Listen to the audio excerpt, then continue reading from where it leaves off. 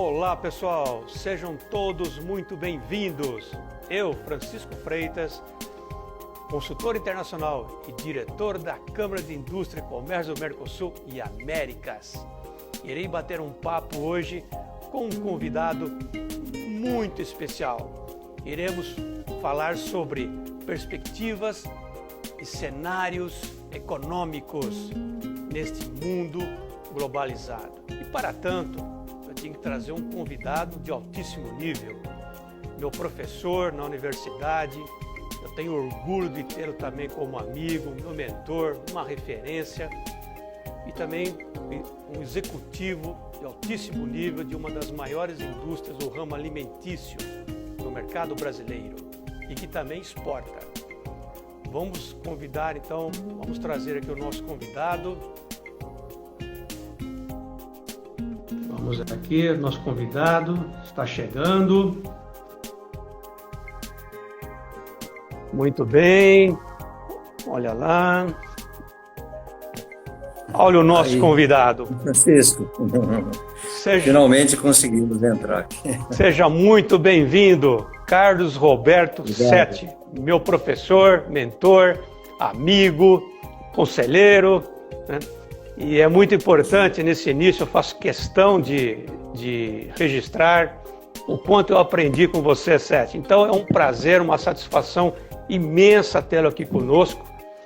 E nada, né, um profissional do seu nível para nós falarmos sobre esse tema, cenários e perspectivas econômicas nesse mundo globalizado. Se você me permite, Sete, nesse início, eu já passo a bola para você. Eu quero só relembrar uma passagem nossa no campo profissional, voltando alguns anos atrás, na época de Sebrae. Não sei se a nossa audiência sabe, mas eu tive a oportunidade de trabalhar no Sebrae por mais de uma década. E nós éramos 7 consultores. 7 consultores.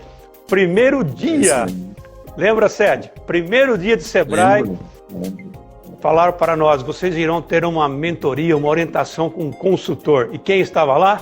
Os 7. Então, os 7 para os 7 consultores. Sete, um prazer imenso. Você sabe do meu carinho, do meu respeito por você, por tudo que eu aprendi com você. Acho que é importante deixar isso claro para a nossa audiência. Uma boa parte do que eu sei hoje, né? Você como meu professor, e depois nós trabalhamos juntos nas universidades e também em consultorias. E hoje você é um alto executivo, né, diretor executivo da Mesani Alimentos. Então, Sete, dê um alô para a nossa audiência. É importante nós registrarmos que nós estamos também falando para os países do Mercosul através das redes sociais da Câmara de Indústria e Comércio do Mercosul e Américas. Até aproveito para transmitir a você um abraço do nosso presidente, o senhor Miguel Palheta. Sete, a palavra é sua. Muito obrigado pela presença. Ok, boa noite, Francisco, boa noite a todos que nos assistem. Em primeiro lugar, Francisco, obrigado das palavras, a recíproca é verdadeira, e há um ditado antigo que diz que os discípulos serão melhor que os mestres. É o caso. É o caso aí, Francisco. Ao longo da sua carreira, revelou muitos talentos que certamente ficaram melhor que os meus, tá bom? Eu agradeço de coração mais uma vez esse convite, né? O segundo encontro que nós fazemos foi antes da pandemia, lembra-se? Lembro, Sérgio. Antes da pandemia. Nós fizemos uma conversa aí a respeito, uma live, justamente na época da pandemia, né, do cenário que estava naquele momento. E agora nada mais oportuno, né, também para falarmos agora sobre essa perspectiva, né, Sete? E é como eu falei para a nossa audiência, nada melhor um profissional do seu gabarito para nós fazermos aí uma leitura, né, com relação a quais as perspectivas para a economia mundial. Então, Francisco, olha, acho que o tema tem tudo a ver com o momento atual, né, que o mundo passa, né, que nós brasileiros e a América Latina também passa. E então, o que nós pensamos? Todos os cenários que se fazem daqui para frente, provavelmente esse final de ano e 2023, com certeza, quem sabe até alongando para 2024, é que vai haver uma inflação muito forte no primeiro mundo, né? Entendido que Europa, Estados Unidos, como nunca se teve. É uma inflação muito forte e uma queda do crescimento econômico.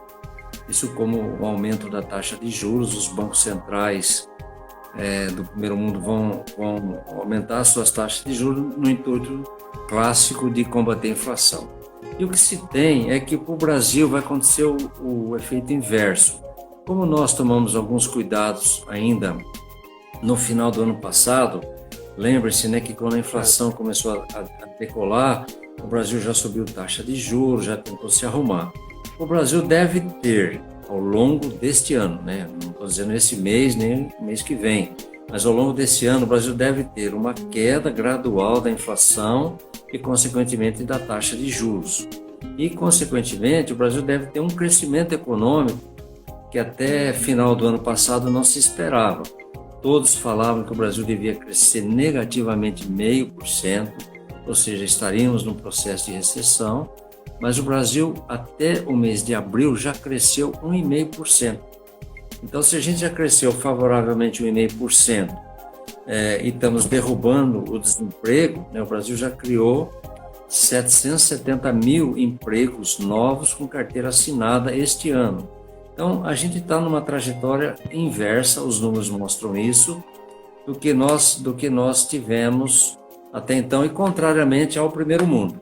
Esse é o cenário brasileiro. Para a América Latina, existem algumas preocupações, né? Por exemplo, a mudança de poder político na Argentina, no Chile e agora na Colômbia, mas principalmente na Argentina e no Chile, que já faz algum tempo, tem mudado a política econômica daqueles países. E até agora, esse ano 2022, essa mudança não agregou valor. A inflação na Argentina é muito alta, crescimento baixo, negativo, o Chile está indo para o mesmo caminho. Então, são as observações que a gente faz. Você pode dizer que é muito cedo, eu também concordo, mas se houve uma mudança econômica, da política econômica, nós temos que tomar muito cuidado com isso. Então, nós, país da América Latina, temos que estar de olho. Uma preocupação para o país são as eleições de outubro. Essa preocupa no sentido da continuidade de uma política econômica ou da mudança total de uma política econômica, que pode até ser na linha da Argentina e do Chile. Eu me lembro bem, Sete, quando nós conversamos durante a pandemia, aquele cenário que você havia traçado, vamos dizer assim, não que você tenha a bola de cristal, não é isso, mas passaram todo esse período, e também como lhe acompanho, as suas entrevistas nos canais de televisão, eu estou sempre aí na sua audiência, então eu estou sempre te acompanhando, até para me manter atualizado. E realmente, Sete, as perspectivas que você fez na época, elas se concretizam, né? É claro que com algumas variações, mas eu acho que há um otimismo também, né, Sete, agora de uma melhora. Não sei como que você avalia, ou você ainda acha ainda que é momento de termos ainda bastante, vamos dizer assim, aquela coisa do pé no chão, né? Tá tudo ainda com muito receio, em função até das eleições. Não sei se eu consegui passar, como que o Brasil, vamos dizer assim, como que o Brasil está se preparando, né, para este cenário, vamos dizer assim. Eu penso, Francisco, que o momento aqui no Brasil é de otimismo. Eu penso que nós temos que ter otimismo porque os dados recentes da economia mostram claramente isso. Alguns deles eu acabei de citar. O país tinha uma pressão inflacionária muito alta, e ainda tem, mas algumas delas, por exemplo, a inflação do alimento já está muito mais resolvida do que estava no ano passado, mas a pressão inflacionária do Brasil é de uma pressão internacional. Quer dizer, a gente está importando uma inflação, né, que vem do mundo inteiro, principalmente em relação a combustíveis, né, em relação à energia.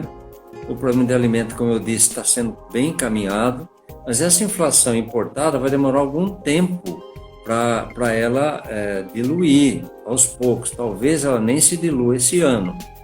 Então, o que acontece? O desafio brasileiro nesse momento é que uma inflação tão alta, ela tira o poder aquisitivo das pessoas, né?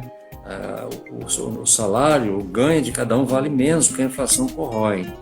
Isso daí diminui o consumo, e esse assunto pode afetar um pouquinho o crescimento do país. É o que nós chamamos em economia consumo das famílias.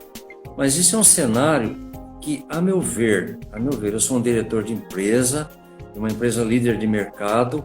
A maior questão que se coloca hoje são o resultado das eleições. Então, muitos empresários que estavam investindo tiraram o pé. Tirou o pé, porque é prudente que se faça isso, a meu ver. Falo aqui como diretor de empresas. Então, aguardando um resultado político, para se saber, como eu disse, para onde vai a política econômica do país, volta-se o investimento, ou não. Mas, atualmente, todo mundo tirou o pé do investimento. Isso significa assim, aquela empresa que ia colocar uma máquina a mais para produzir, ela segurou. Ela não sabe como vai ser a economia pós-eleição. Então, esse é um dado que atrapalha mais do que tudo, acredito eu, essa inflação alta, que corrói o poder aquisitivo e a expectativa que se possa ter da eleição. E é inevitável, né, Sete? Com saindo de uma pandemia, as empresas estão feridas, né? Estão machucadas, muitas empresas. Muitas nem sobreviveram. Consequentemente, o bolso do consumidor, e eu acompanhei uma entrevista sua para um canal de televisão, que você enfatizou isso, né?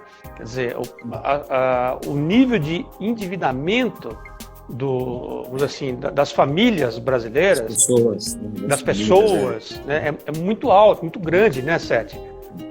E isso, claro, acaba tendo um reflexo, né, na economia. Não sei se eu estou correto, Sete. Você está correto, porque o endividamento também se deve que muitas pessoas perderam o emprego, né? Elas perderam emprego nesses 2 anos de pandemia e muitos até estão trabalhando, mas não estão conseguindo trabalhar no mesmo salário, no mesmo ganho que ganhavam antes. Mas a dívida deles já existia. Se o cara tinha um carnê para pagar, a dívida está lá. Se o cara tinha entrado no cheque especial do banco, isso também é um endividamento que dificilmente o cara consegue sair no curto prazo. Ele até sai, mas tem que fazer um planejamento financeiro. Tudo isso junto, ela endividou, na verdade, os cidadãos. Isso não é de hoje, só que a pandemia atrapalhou muito, né? Principalmente quem trabalha em comércio. Potencializou, né, Sete? Potencializou. Porque aqueles que já vinham... Pois não, Sete, pode falar. Por mais que, a meu ver, o governo brasileiro fez muitas coisas certas, como, por exemplo, ele deu um auxílio emergencial de R$600, para as pessoas necessariamente não passarem fome. Ele deu para as empresas um empréstimo de curto prazo para as empresas pagarem 70% da folha e não desempregarem pessoas. Ele fez empréstimo de capital de giro a juro bem baixo e bancou como avalícia de uma maior parte. Tudo isso aconteceu nos 2 anos de pandemia, mas foi suficiente naquela época. Agora a economia está recuperando e o governo tirou um pouco desses incentivos, com exceção do Auxílio Brasil, que foi a R$400, que é o antigo Bolsa Família, que também vai ajudar enormemente a segurar, principalmente sobre a fome. E acredito eu que deixou agora por conta das empresas recuperarem. Tem muita empresa recuperando, depende muito do setor, né? Se você pegar alguns setores, eles não tiveram crise na pandemia, como, por exemplo, setor de alimentos, setor de farmácia, setor de informática. Esse pessoal não teve crise na pandemia, teve consumo e agora continuam crescendo, né? O pessoal do agronegócio vai muito bem. Então, tem alguns setores pontuais que estão crescendo. Eu acho que a recuperação é lenta, né? Porque para você derrubar um prédio, você implode ele rapidinho. Para você construir de novo, você construir tijolo por tijolo. Eu penso que é isso que está acontecendo na economia brasileira. Eu espero que o resultado da eleição não atrapalhe esse crescimento, ou seja, ganhe quem ganhar, continue fazendo uma política de crescimento. Aí tudo bem. Sete, com base no seu raciocínio, podemos afirmar que os governos eles estão altamente endividados? Os governos estão. O primeiro mundo nunca teve tão endividado, né, em papéis do governo. O governo brasileiro, por conta dos processos de financiamento de empresas e tal da pandemia, ele se endividou um pouco. Porém, também em relação a isso, os números de 2022 mostram que o governo tem diminuído a relação dívida pública e PIB. Ou seja, a participação ou o peso da dívida do governo e das estatais em cima do crescimento do país. Isso está sob controle, né? Então, mas de novo, é para recuperar de longo prazo. É sempre assim. Ou seja, então, a economia vai passar. Ou seja, vai passar por o final. Só um minutinho. Vai passar por esse final de governo e o próximo governo que poderá ser esse mesmo ou que poderá ser um outro, mas que vai ter um desafio de recuperar a economia gradualmente. Não tem milagre. Em economia não há milagre. 2 mais 2 é 4. Não é 5, né? Não tem. Não é 5. Agora, 7. 5 é só na música do, acho que é Roberto Carlos. Do Roberto Carlos. Né? Roberto Carlos, 2 mais 2 é 5.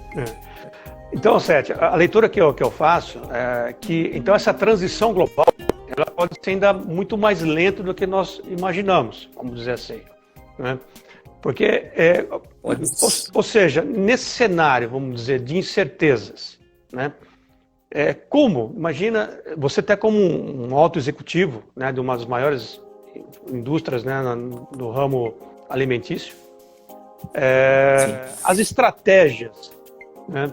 Eu me lembro bem, na época, né, que nós, de universidade, até mesmo, né, ali definindo os planejamentos estratégicos, ou seja, num cenário como esse, como definir estratégias? Como você fazer um planejamento, um budget, quer dizer, você faz o quê? Por 1 mês, 2 meses, 3 meses, 6 meses? Porque é muita incerteza. O que todo mundo fez foi um planejamento para o segundo semestre desse ano.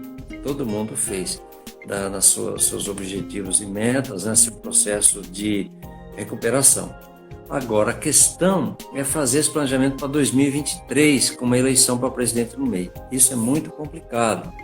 Mas o que eu recomendo sempre é assim, independentemente de um cenário externo, que, por exemplo, as eleições é um cenário externo, você tem que preparar a sua empresa com os pontos fortes que ela tem. Porque todo mundo tem seus pontos fortes. Tudo bem que tem seus pontos que precisam ser melhorados, mas tem seus pontos fortes. Então, incentivar esse ponto forte. Porque na hora que o cenário externo ficar claro, ele abrir, você aproveita o mercado porque você tem ponto forte.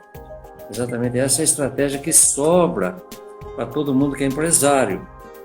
A estratégia de procurar se voltar um pouco para dentro e identificar, valorizar, fortalecer seus pontos fortes na espera de que o cenário externo melhore.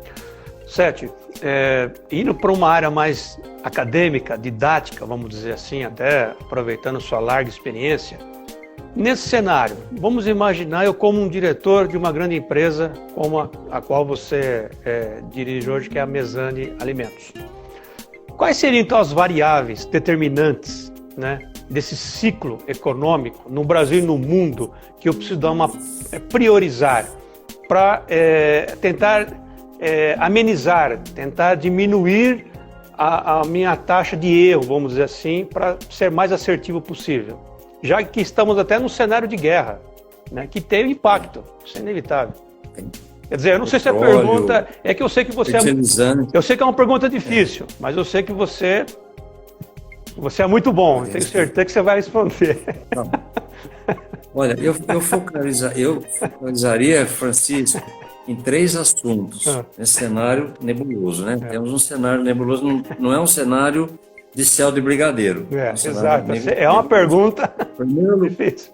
Boa pergunta. Mas a primeira coisa que eu recomendo é sentar em cima do seu fluxo de caixa. Sentar no seu fluxo de caixa. não gastar nada além daquilo que você precisa, não tentar inflacionar a vida da sua empresa, porque aí você vai ter sérios problemas. Então, a primeira conta é administrar o seu fluxo de caixa. Segundo, aquele binômio tradicional com crise ou sem crise, que dá muito certo. Aumentar a sua produtividade e reduzir o seu custo. Se você trabalhar esses 3 pontos, eu acredito que você vai atravessar. Porque, como eu disse há pouco, você vai estar preparado quando o cenário abrir, você identificar e aproveitar as oportunidades. E você tocou num ponto muito interessante, Sete, porque na minha área de comércio internacional, o fluxo de caixa, o empresário, quando ele deseja ingressar no mercado externo, ele pensa inicialmente no processo de exportação. Isso. Mas ele, no primeiro momento, ele não pensa no fluxo de caixa dele, que ele vai ter que produzir aquele produto para exportar, ele vai ter que fazer mudanças na cadeia produtiva, né? E mesmo porque nas primeiras operações ele não tem um lucro, então ele tem que ter um fôlego para suportar esse giro. E o fluxo de caixa é determinante, né? Fundamental. Então, muitas empresas ingressam no mercado internacional, fazem uma operação, 2 operações e param. Por quê? Justamente por causa do fluxo de caixa. Então, você, Francisco, todo mundo, né, tem que ter uma estratégia financeira, porque o financeiro é o coração da empresa. E o fluxo de caixa é esse coração. Né? Se um coração vive de entrada de sangue e saída de sangue, se houver esse corte na entrada de sangue, você tem um infarto. Então, o fluxo de caixa, você tem entrada de caixa, saída de caixa. Se você tiver problemas de entrada, você vai ter um problema financeiro na empresa. Agora, Sérgio, parece algo assim que é simples, não parece simples, né? Não, você tem que imaginar. Mas por que muitas empresas, muitos profissionais, ou enfim, eles não pensam nesse primeiro momento, sendo que o fluxo de caixa é rei, não é? Então, que nem, por exemplo, eu vejo muitos planejamentos, por exemplo, desenvolve um planejamento, depois olho para o fluxo de caixa. Não, primeiro eu tenho que olhar para o fluxo para saber se eu tenho capacidade de fazer aquilo no ano 1 ou no ano 2, não é? Então, mas normalmente não é o que acontece, né, Sérgio? Não é isso? Porque junto com o fluxo de caixa, né, uma empresa bem administrada, ela tem que ter a gestão do seu ponto de equilíbrio, né, que em inglês a gente chama de break-even point. Então, quer dizer, o seu ponto de equilíbrio é aquele ponto onde as receitas, o faturamento é igual à despesa.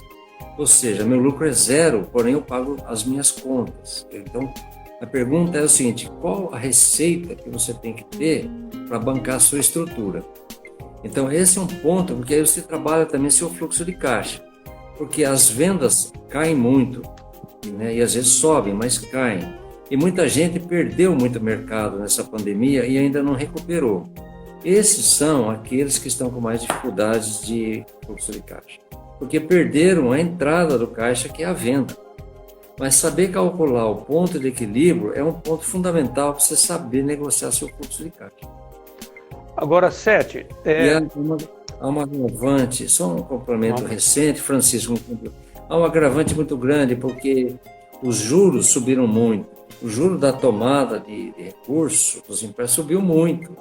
Então, aí, quando a pessoa precisa ir ao banco para tomar emprestado ou vai descontar suas duplicatas, ele está pagando um juro mensal muito alto, né? E isso daí também inviabiliza o seu resultado e o seu fluxo de caixa. Então, os juros altos também empobrecem as empresas e empobrecem as pessoas. Eu normalmente, vamos dizer assim, não digo diariamente, mas com frequência, as pessoas perguntam: Francisco, o dólar irá baixar?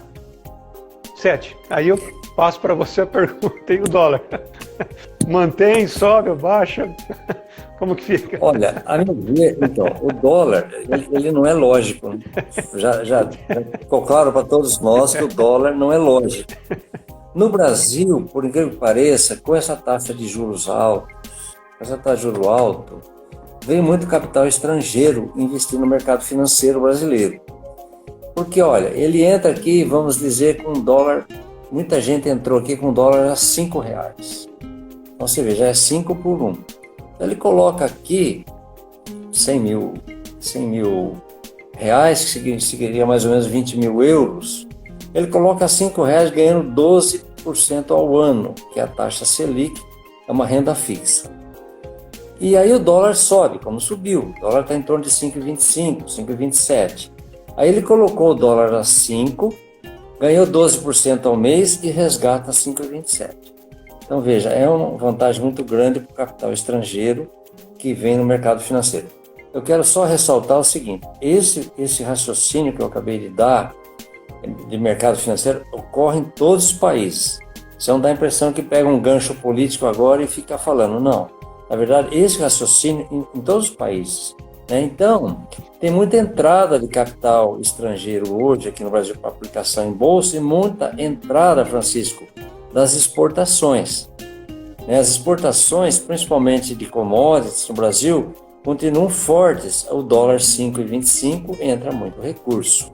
Né? É isso daí que tem equilibrado a balança comercial e, por sua vez, a balança de pagamentos do Brasil. É isso que o endividamento não cresceu. Ou a proporção do endividamento em relação ao produto interno bruto, ele está estável.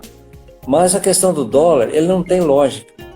Esse dólar que hoje está 5 e pouco, ele teve 4,70. Exatamente. Há 3 meses atrás ele teve a 4,70. Aí a 4,70 era bom para quem importava e ruim para quem exportava. Agora 5,20, 5,25 é bom para quem exporta e ruim para quem importa, porque a mercadoria ficou cara. E aí você vai ajudar um pouco o comércio interno brasileiro.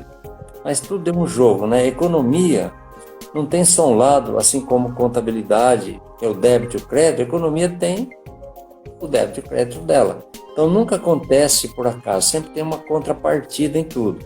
Em economia, sim. E a subida do dólar, ela não é necessariamente uma coisa que dá para você prever.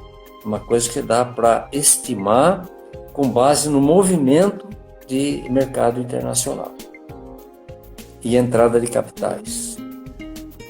Nós estamos tendo uma aula de economia, com certeza, né, Sérgio? Tá bom. Realmente é uma Sim, aula e tenho certeza que a nossa audiência também está gostando bastante e volto a afirmar que essa live ficará gravada, irá também para a TV Mercosul e para os países aqui vizinho Brasil. Então, nesse raciocínio, Sete, falando um pouquinho então Espero estar agregando algum valor. Muito, muito, tenho certeza. Por isso que eu trouxe você, porque eu sei da sua capacidade, desse poder de análise que você tem, em um linguajar fácil, com que as pessoas possam entender. Né? É verdade, Sete, é verdade. Agora, até eu estou entendendo, Sete, até eu estou entendendo tudo que mas você tem inteligência média alta, então você está Imagina, você é suspeito, você foi meu professor na universidade, você é suspeito. É isso mesmo, Francisco. Ô, Sete, agora... Por isso mesmo que eu estou falando. Por isso que eu estou falando. Agora, Sete, indo para essa, vamos dizer assim, análise global, né, da economia, vamos dizer assim, mundial, em termos de análise, os indicadores assim, que poderia apontar por uma nova crise mundial, uma crise internacional, ou nós já estamos, ou ainda é possível ter alguns indicadores que possam sinalizar uma crise internacional? Porque eu entendo que nós já estamos vivendo, né? Porque todos os países, né, estão endividados, todos os países estão em dificuldades. Não sei se eu estou correto nessa análise. Você está correto. Então, Francisco, olha, a crise veio forte com a pandemia, né? A pandemia foi uma crise de saúde, né? Mas que globalizou. Você viu como que foi um desastre essa questão da pandemia para o mundo inteiro, o número de mortes, as ações de prevenção que todo mundo saiu correndo atrás. Então, nós tivemos uma crise de saúde por 2 anos, que, de alguma maneira, afundou bastante a economia brasileira, vamos dizer, a economia mundial, inclusive a brasileira e da América Latina, como vamos dizer assim. Em seguida veio uma guerra entre Rússia e Ucrânia, que afetou o mundo inteiro, mas sobretudo afetou a Europa, por causa da questão de energia do gás, do petróleo, né, fertilizantes, que a Rússia é a maior produtora mundial. Então afetou. Isso tudo aumentou a crise. Então tem sim uma crise, uma grande parte da inflação mundial que está fazendo a taxa de juros subir, e toda vez que você faz a taxa de juros subir, você provoca recessão na economia, porque os fatores de produção retraem com a taxa de juros alta. Então, isso daí acontecendo, você gera, de alguma maneira, além da inflação, e para combater a inflação, juros, você gera uma recessão mundial. Não tem como. Ou um baixo crescimento. Isso é o que está sendo esperado para esse final de ano, Francisco. E quem sabe ao longo do 2023.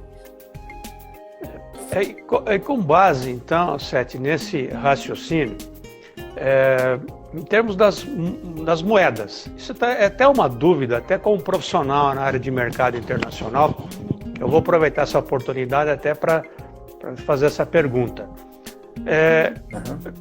Com essa crise cambial, vamos dizer assim, posso dizer dessa forma, né? Quais as moedas que estariam mais expostas? Moedas que estariam mais expostas são dos países em vias de desenvolvimento, as moedas mais expostas. Então, por exemplo, as moedas brasileiras da América Latina como um todo, de parte da antiga cortina de ferro da Rússia, pessoal que não tem muito poder de negociação.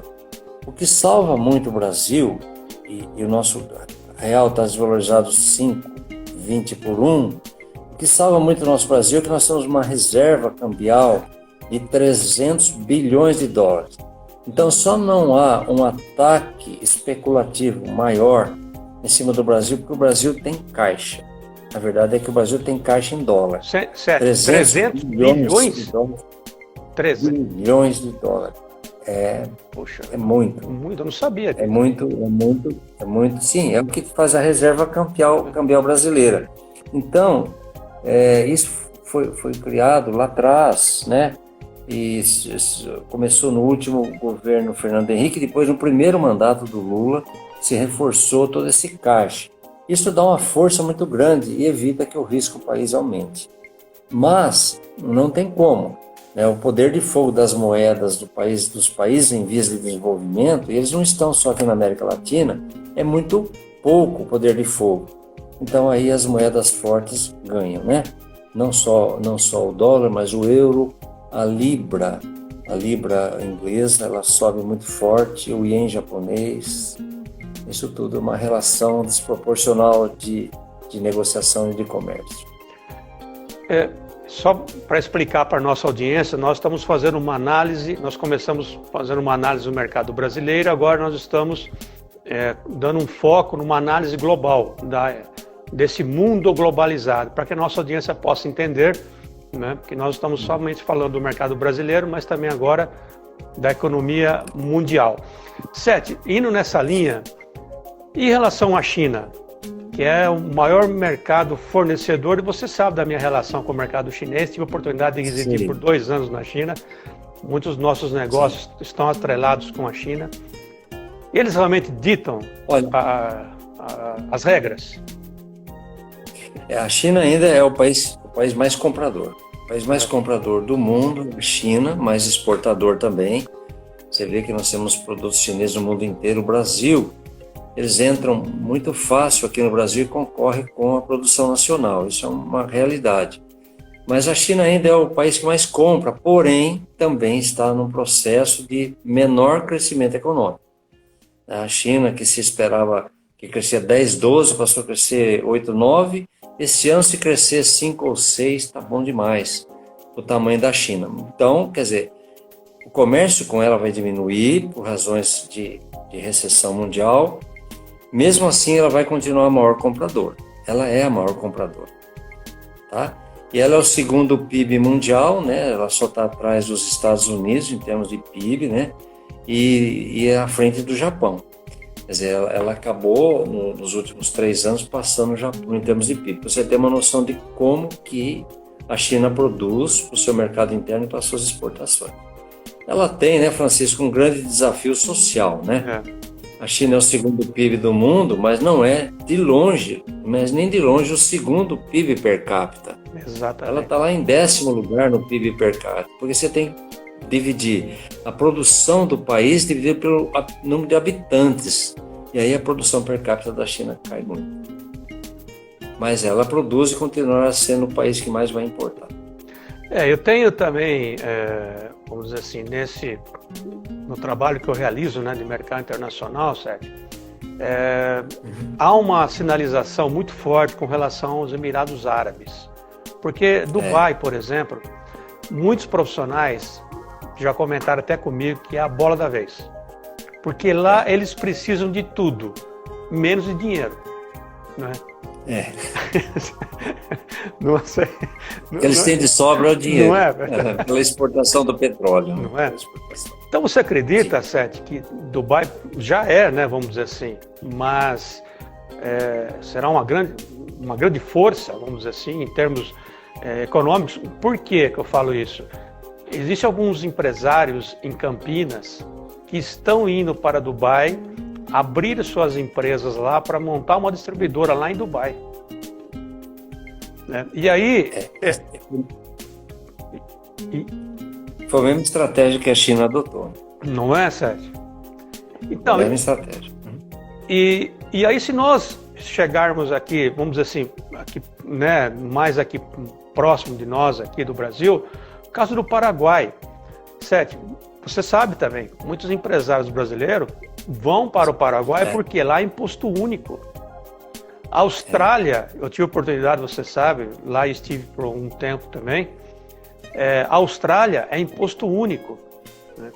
Então, é aquela análise que nós fazemos sempre. Né? O Brasil, se ele fosse, vamos dizer, entre aspas, né, bem administrado, se ele fosse... Né?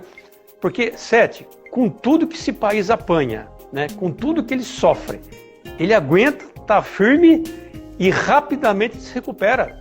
Se deixar o brasileiro trabalhar, se deixar o brasileiro... Ninguém segura esse país, Sete. Também concordo com você, ninguém segura mesmo. Só que, veja bem, esse governo tentou, e o próximo governo, seja a continuidade desse ou não, vai ter que passar a reforma tributária. É uma reforma que incomoda muito. Esse governo passou a reforma trabalhista, que trouxe, a meu ver, bastante ganhos para os dois lados, para o empregador e para o colaborador, trouxe muitas coisas interessantes. Mas tem que passar a reforma administrativa, sim, mas a reforma tributária. E há um projeto, na verdade uma proposta que está andando no Congresso, que é exatamente essa questão, Francisco, transformar em imposto único no Brasil. É um projeto para transformar em imposto, porque aí você iguala, né, na verdade, as condições com o resto do mundo. Sete, quantos impostos tem no Brasil? Precisa passar... Mais de 300? Oi? Quantos impostos existem? Quantos impostos? Mais de 300? Eu não tenho noção de quanto tem. Mas hoje eu vi o impostômetro. Hoje, por acaso, 14h30 da tarde, na minha empresa, eu abri o impostômetro. Até hoje, tinha passado R$1 trilhão de recolhimento de imposto no Brasil este ano. 1 trilhão? Por acaso, coincidentemente, R$1 trilhão, não de dólares, R$1 trilhão de imposto recolhido este ano, de janeiro até o dia de hoje, até aquele momento que eu abri, 14h20. Então você imagina. Então por aí você vê a quantidade de imposto que se recolhe. A força desse país. Porque eu fiz uma pesquisa um tempo atrás, Sete, eu não estou muito certo, mas parece-me que há mais de 300 impostos.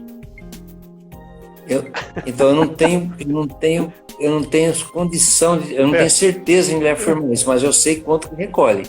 Quanto que recolhe de imposto. Até hoje esse foi esse número. Então, que pode ter seus 300 impostos aí, né?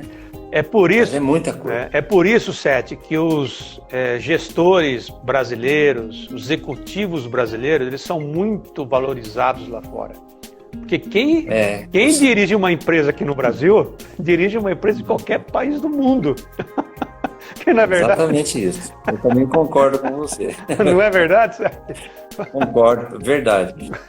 Verdade. Com todo esse cenário, com todas essas ameaças, essas incertezas, não é?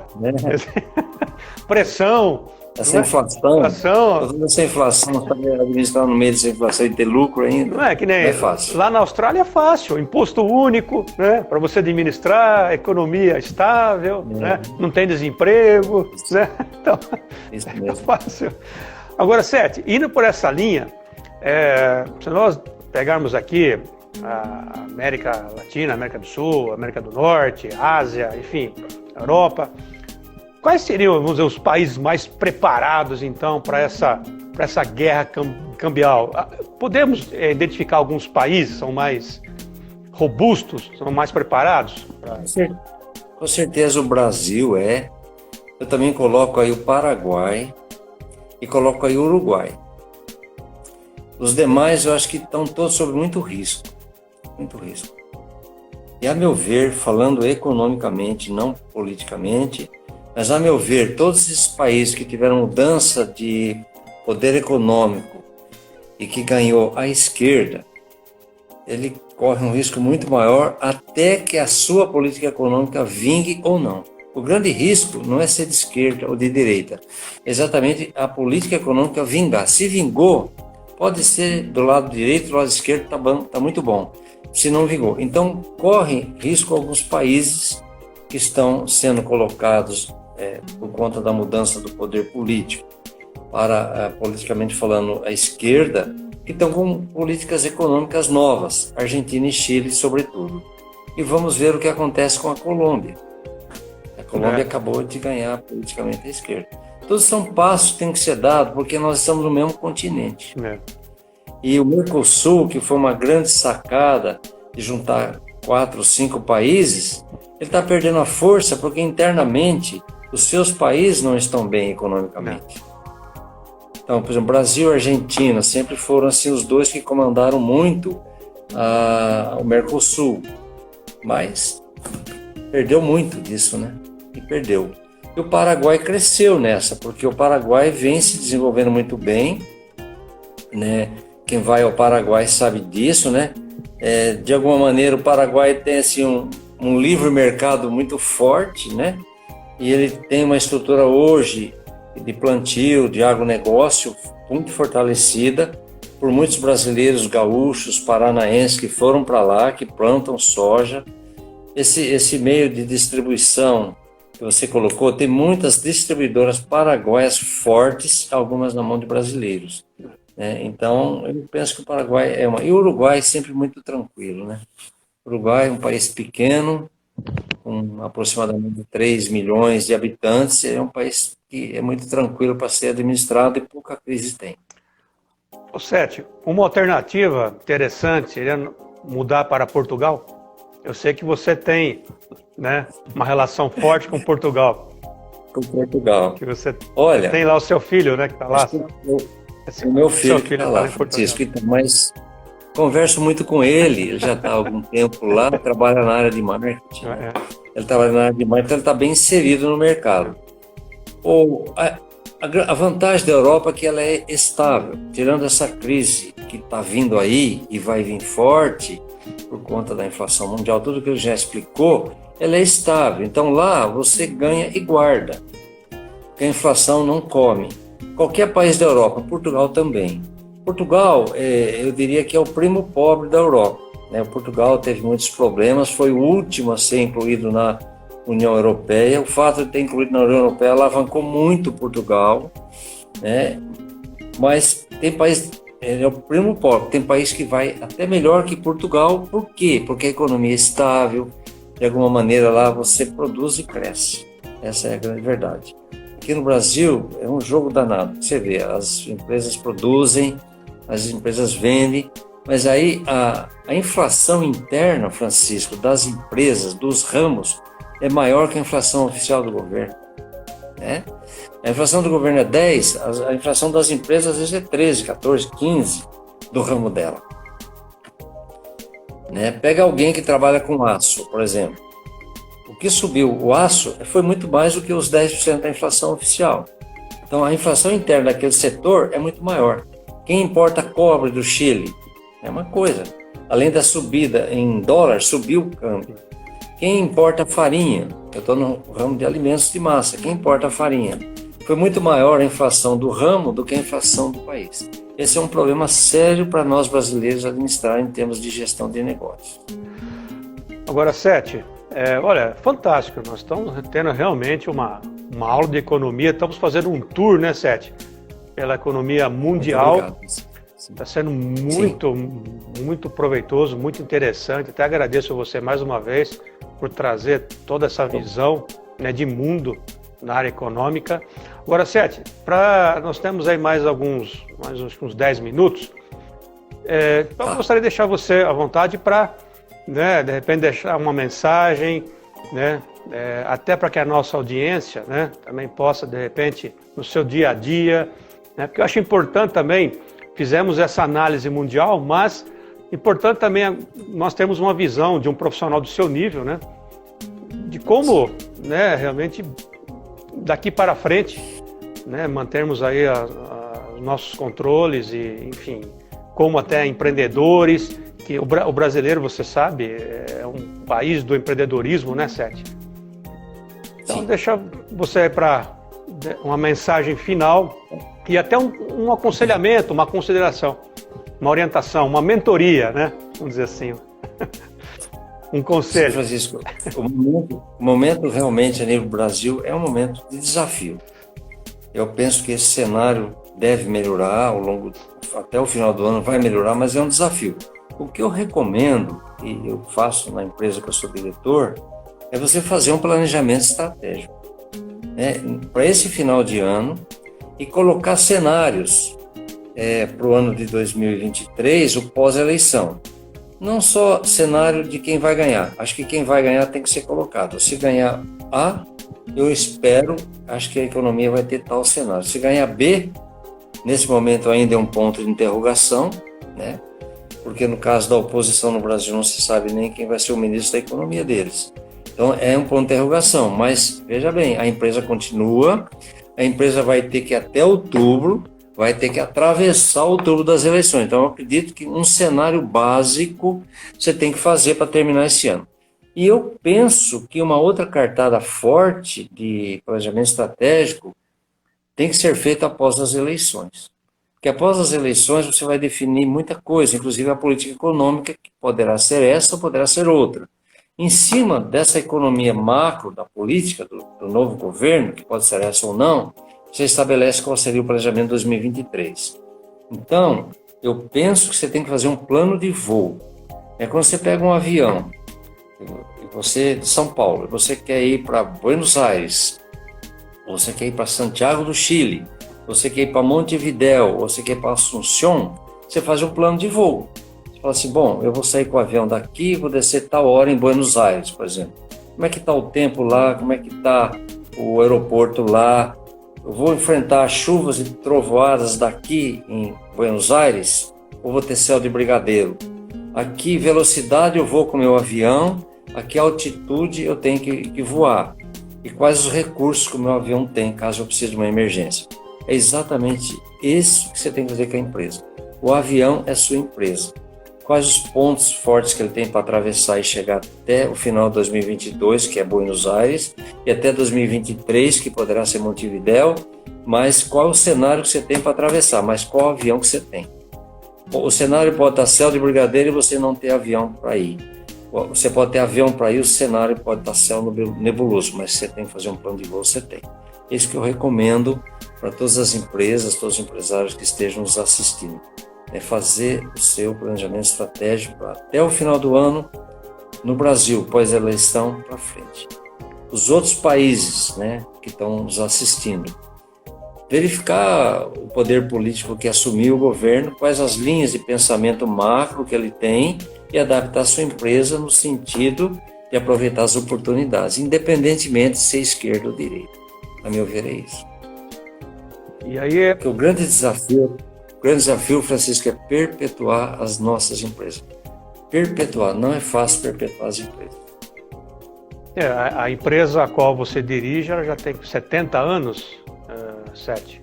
76 anos. 76 anos. E você já está lá, acho que há 12 anos, né? Acho que é 12 anos. Lá, 12 anos. Olha, 13. Eu lembro que quando nós gravamos, você estava com uma década na Mesane. Então, faz uns 2 anos, 3 anos, né? Os 2 anos com a pandemia, né? A gente não teve mais possibilidade de fazer gravação nenhuma, né? De usar mídia, né? Então, por isso. E até naquela gravação, não sei se você recorda, Sete, nós enfatizamos bastante esse movimento, né? Porque normalmente as pessoas acreditam que uma transformação, você dirigir uma empresa em 6 meses, né? Lembra que nós até abordamos isso na nossa entrevista? Em 6 meses você consegue mudar todo um planejamento. Quer dizer, você está lá já há 12, você levou pelo menos uma década para reposicionar a Mesane como uma das maiores no segmento. Então, sim. Eu imagino. E quantos planos econômicos? Para ser líder, né? Quantos planos econômicos? Então, e não é fácil você realmente se posicionar e ser líder. E depois que você é líder, muda um pouco, porque quando você não é líder, você faz benchmarking com quem está na frente e procura saber quais são as oportunidades de ultrapassar. Quando você está liderando, você tem que fechar a porta para você ultrapassar. Isso é igual a corrida de Fórmula 1. Então, aí você tem que estar muito mais na frente. Mas uma coisa é certa, viu, Francisco? É melhor você olhar pelo retrovisor do que você ser o retrovisor.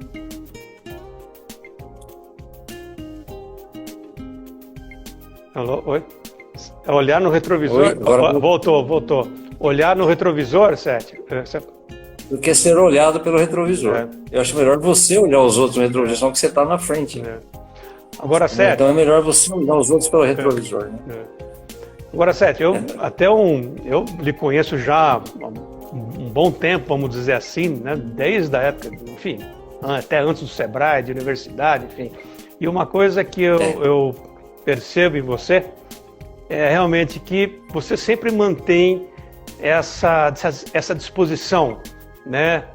Você me permite eu colocar entre aspas, mas nós não somos mais garotos, né? Mas você sempre com esse dinamismo, você sempre à frente. Então eu acho que isso é muito legal. Você, quer dizer, com toda a bagagem que você tem, eu acho que isso é importante, que sirva até como exemplo, né? Você sempre uma pessoa humilde, sempre disposto e sempre se posicionando como se fosse um iniciante. Eu acho isso fantástico, né, Sete? Você está sempre, né, com essa garra, disposição. Mas é verdade, né? É verdade. E isso faz você um profissional diferenciado, né? Então, obrigado, viu? Né? Muito Acho bom. Que uma das coisas para você não. Na verdade, eu vi um ditado recente que tem muito a ver. Você vai envelhecer, mas por favor, não fique velho. Não, nós não estamos velhos, né? Mas, viu, Sérgio? Então, mas é assim. Ditado diria, você até vai envelhecer, mas por favor, não fique velho. Não, eu estou conversando com você e você é a mesma pessoa da época de universidade. Pô, quantos anos que você foi meu professor na universidade? Que há uns 30 anos atrás? Opa, vou nem falar, né, Sete? Não é? E eu tô vendo você... Pode falar, não tem problema. Você tá com a mesma disposição, viu? Tá com a mesma garra, isso é muito legal, viu? Obrigado, isso é Francisco. Muito bacana. Outra coisa, não falo só por mim, mas por todas as pessoas que estão bem com a vida e estão excelentes profissionais, é fazer o que gosta. Quando você faz o que gosta, como já dizia o Ronaldinho Gaúcho, você brinca em campo, né? Você brinca, você não trabalha, você brinca. É verdade. Tem muito a ver fazer o que gosta também. Ajuda muito. Sim, sim, porque aí é o coração, né? Você faz somente com a paixão. Coração. O coração na ponta da chuteira. É isso ponta que chuteira. Funciona, é isso que resolve. Da ponta da chuteira. É isso que resolve, né? Muito bom. Olha, Sete, nós estamos chegando ao final do nosso bate-papo. Realmente foi muito legal. Eu praticamente gostei muito, adorei, tenho certeza que a nossa audiência também. E falei, agora a nossa live ficará gravada e vamos, né, disponibilizar também em todas as nossas redes sociais. Sete, então eu tenho que agradecer você mais uma vez pela sua disposição, por essa aula que você nos deu de macroeconomia, né? Não sei se alguém gostaria de fazer alguma pergunta, nós temos mais alguns minutinhos, né? Mas se alguém também tiver alguma dúvida, quiser depois me enviar também, aí eu passo para você, Sete, enfim, caminho, né? Sim. A intenção aqui, a intenção é abrir esse contato, né? E ajudarmos também aí os profissionais, né, nesse momento de transição global. Que exige uma atualização profissional. Tem que atualizar profissionalmente para poder atravessar melhor. Para poder atravessar. Muito bem. Bom, eu agradeço, Francisco, a oportunidade, viu? Mais uma vez, eu me coloco à disposição sempre que precisar. E muito obrigado a oportunidade de falar para um público seleto como o teu e numa conexão tão grande como essa que você falou, né, com o pessoal do Mercosul. Nós te agradecemos. É um prazer imenso tê-lo conosco. Meu mestre, aquele abraço, então, mais uma vez, obrigado por todos os ensinamentos. E até uma próxima. Um abraço a vocês todos, a você, Francisco, e a todos vocês, um grande abraço, até a próxima. Até a próxima, obrigado, forte abraço.